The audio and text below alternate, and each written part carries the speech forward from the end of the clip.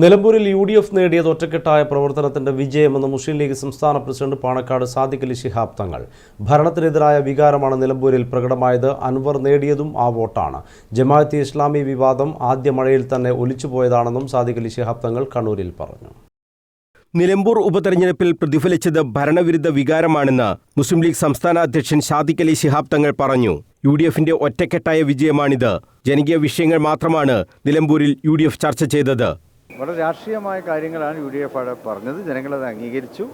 അതിൻ്റെ വിജയമാണ് ഇപ്പോൾ നമുക്കവിടെ കാണുവാൻ കഴിയുന്നത്. ഇവിടുത്തെ വികസന മുരടിപ്പ്, അതുപോലെ തന്നെ ജനജീവിതത്തിൽ ജനങ്ങൾക്ക് സുരക്ഷ നൽകുന്നതിൽ വന്നിട്ടുള്ള വൻ വീഴ്ചകൾ, ഇതൊക്കെ തന്നെ അവിടെ പ്രതിഫലിച്ചിട്ടുണ്ട്. സുരക്ഷാ വീഴ്ച കേരളീയ സമൂഹത്തിൽ അങ്ങനെയാണല്ലോ, എല്ലായിടത്തും അക്രമവും അരാജകത്വവും ഒക്കെ നടമാടുന്നത്. അപ്പോൾ അതിനെതിരൊക്കെയുള്ള ഒരു വിധേയത്വമായിട്ടാണ് ഇത് കാണുന്നത്.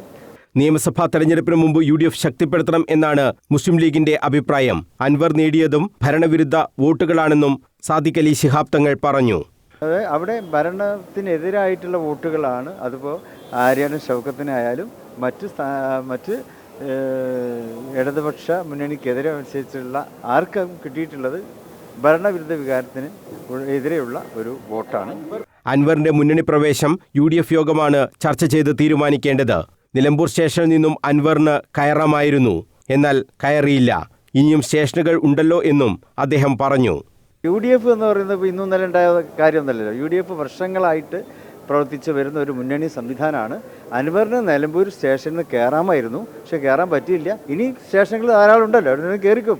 വെൽഫെയർ പാർട്ടിയുമായി ബന്ധപ്പെട്ട വിവാദങ്ങളൊന്നും തെരഞ്ഞെടുപ്പിൽ പ്രതിഫലിച്ചില്ല. ആദ്യ മഴയിൽ തന്നെ അത് ഒലിച്ചുപോയെന്നും ലീഗ് അധ്യക്ഷൻ പറഞ്ഞു.